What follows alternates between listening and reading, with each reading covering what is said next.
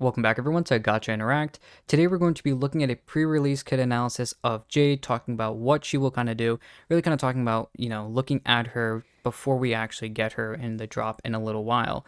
Now, in general with her, she's going to be doing a kind of a little bit of a different thing, especially being one of the members of the IPC. She's a little bit kind of following some of the other characters, so let's go ahead and jump right into her kit.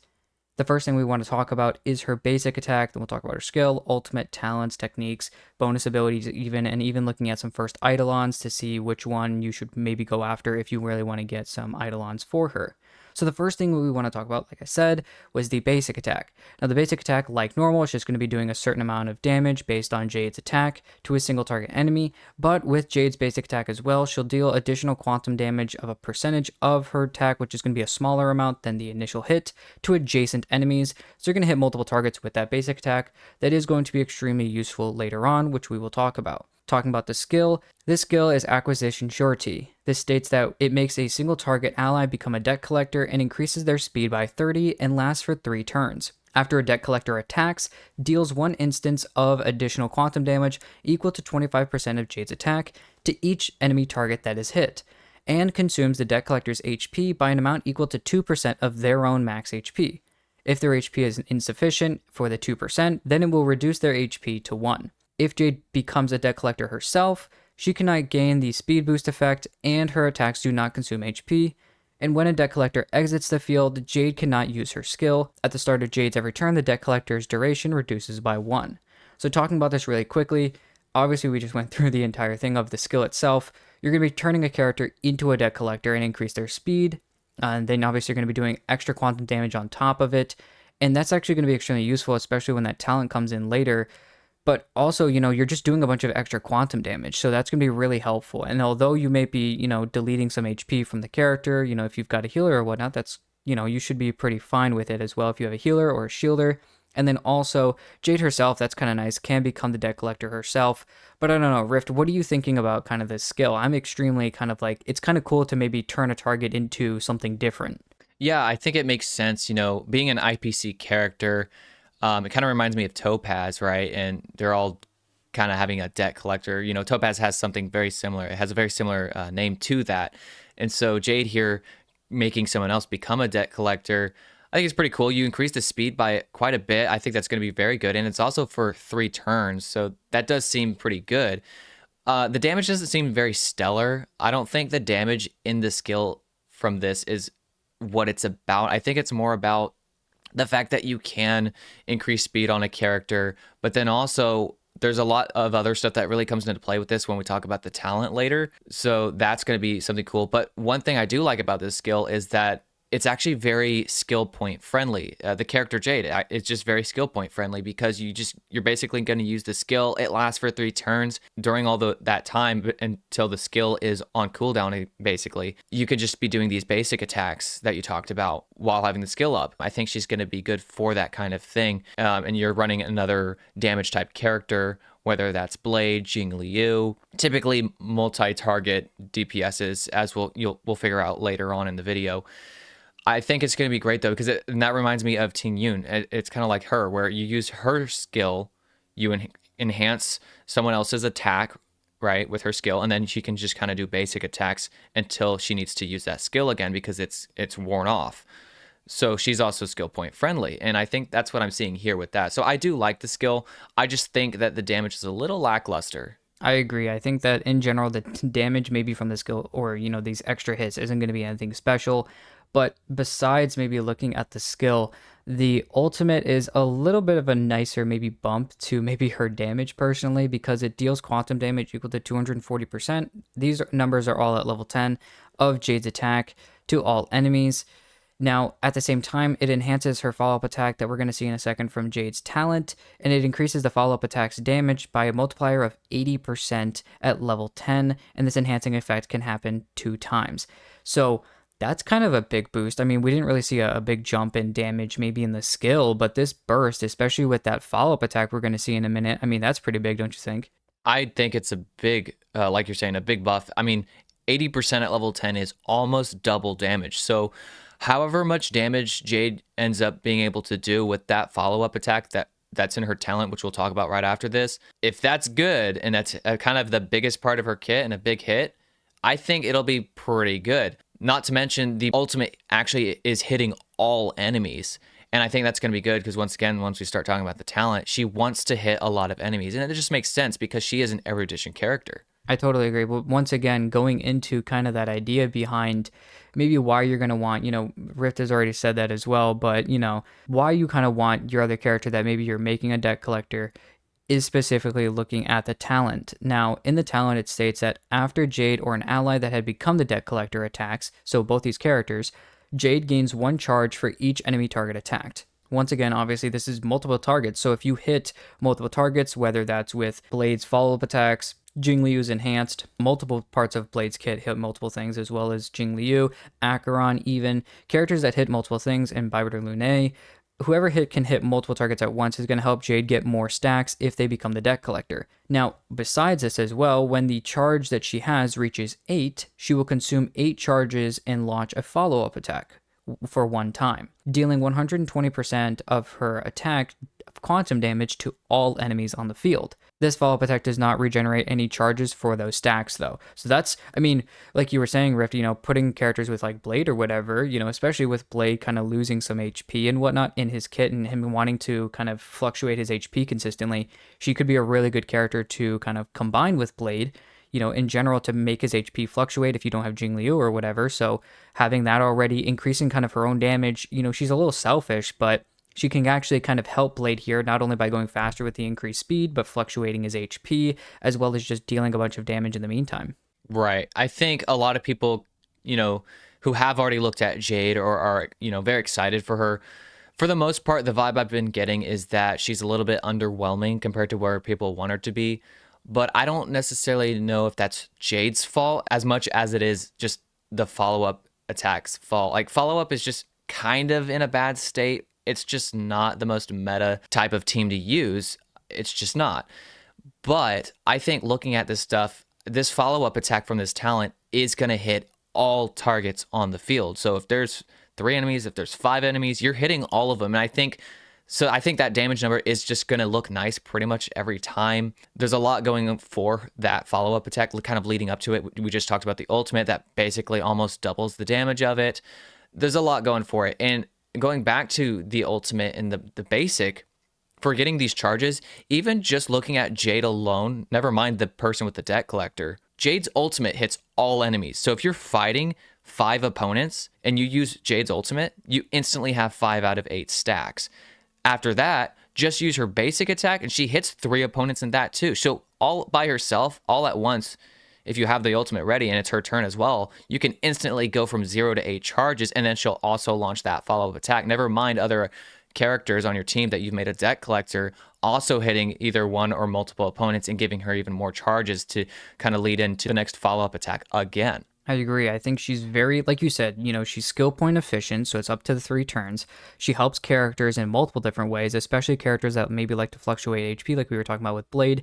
She does her own bits of damage, which may not be a crazy amount of damage, but she's kind of got some sub-DPS vibes to her. And you are kind of leading her together to kind of have that huge hit in her follow-up attack. And that's just going to take, maybe a little bit more, help maybe to make sure that you always have your ultimate ready, or focusing, maybe giving her an ER rope or something, maybe that type of idea. But, in general, I think, like you were saying, I think a lot of people think that maybe her damage isn't crazy amounts, that she's not, blowing everything away on the field. But I don't think that that's maybe her role. I think she's a little bit more supportive, quote unquote, in a sense, where she can do supportive damage. She's not necessarily making other characters absolutely goated, and she's not necessarily the best damage dealer. She's more or less kind of that in between where she can do some good amounts of damage and she can help some other characters as well. Now, alongside with this talent, Jade immediately gains 5 stacks of Pawned Asset, which is a new thing, when launching her talent's follow-up attack. With each stack of Pawned Asset, she will increase her crit damage by 2.4%. This is at level 10. I believe at level 8, if that's where you're going to put her, it's 2.1%. And this effect can stack up to 50 times. Now, because of that, if you do 2.1, 2.4, or whatever, let's say the 2.1 at level 8 times 50 is already 105% damage of crit damage added on top of your crit damage that you already have. And this effect doesn't go away over time or whatever. It just kind of stays with you, at least for while you're in the battle. I'm not really sure if it changes between battles. I would guess it would.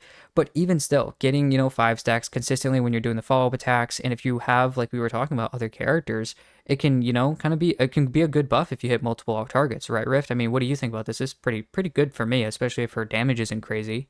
Oh yeah, I definitely think so. Even without this, I think there was potential, and this just makes me honestly, I kind of want to pull her because of it, because I have Topaz. I'm a Clara. I guess I'm kind of a Clara main. I've had Clara. She was the first 5-star I got, and so I've always had kind of a special connection with follow-up characters. So like I'm looking at Jade and I'm like, it makes me kind of excited. I kind of want her because I want to see what I can do with her for my already pretty good follow-up teams. I don't know, but I mean, that's a lot of crit damage. And if you did look at her light cone goes into crit rate. If you put it on a crit rate body piece, you're going to be fine in that department. So she'll always pretty much have a good crit. I think she's just one of those characters you're going to throw in the team as kind of like you were saying, a supportive type damage character, not like harmony or nihility, just support in the sense of like extra damage on top, right? She only gets better though throughout the duration of the battle. She kind of just ramps up and it doesn't go away. So like I think in the long term, maybe in like simulated universe where the battles can get pretty long and she can actually like have a very good chance to max out those stacks. I think it's just looking really good for her, if anything. And then there's also some of those bonus abilities when you're in the trace section. Her first one just says that each stack of the talents pawned asset that you just talked about, Vixen, will additionally increase her attack by 0.5%. So not only are you getting this crit damage, you're also getting some attack percent just from her intrinsic kit. Like it's just one of those abilities in the trace area. So like there's a lot going for her in that sense. I think her damage, as long as it's like a good scaling on that follow-up, I think she actually does have some potential despite the slack that she might have gotten recently. I totally agree. I think maybe her starting numbers aren't great, but I think a lot of people aren't taking into effect maybe the speed, especially with some of these other bonus abilities, the speed that these pawned assets are going to be coming in, and I'll get to that in a second. But if you have the technique and you use the technique, you're actually going to be blinding the enemy for 10 seconds, and they can't actively attack any allies. And when entering a battle, by doing so, all enemies with blind fealty will enter combat simultaneously as well. But the biggest thing here is you're going to be dealing quantum damage. That's nice. But the biggest thing here, though, is immediately gaining 15 stacks of pawned asset by using your technique. And it doesn't do damage initially, so you can use another character's damaging one. Let's say you're using her with Acheron, and you can still get the extra hit from her, but also get this bonus buff as well. Kind of like using, I think when me and Rift were talking about this, he actually was talking about Sampo, being able to impair somebody. And so it's the same thing here. And it's got a really good buff. So you can immediately start out by itself, just starting out with 15 stacks of pawned asset. And then also looking at another part of her bonus abilities, Reverse Repost states that when an enemy target enters combat, Jade gains 1 stack of pawned asset. And then also states when a deck collector ally's turn starts, Jade additionally gains 3 stacks of pawned asset. So once again, as the battle gets off, like forward on, this allows her to actually ramp up her speed quicker to get maybe higher stacks of pawned asset, which as Rift was talking about, increases crit damage and attack percent. So I think in general, her damage is actually really good. It just kind of, at the beginning of the game, maybe when she's lower level, it's going to take maybe time to get to the later stages where you have a lot of stacks of pawned asset. But at least for this, once you get, some level and get some bonus abilities and start to actually kind of build her a little bit better, she's going to be kind of ramping up, I think, a lot faster. And I think maybe people were looking at her initial damage and not thinking much of it. But I think a lot of her damage is going to be great once it comes into later instances. Yeah, I'm definitely... for one, I'm expecting at least Topaz level damage.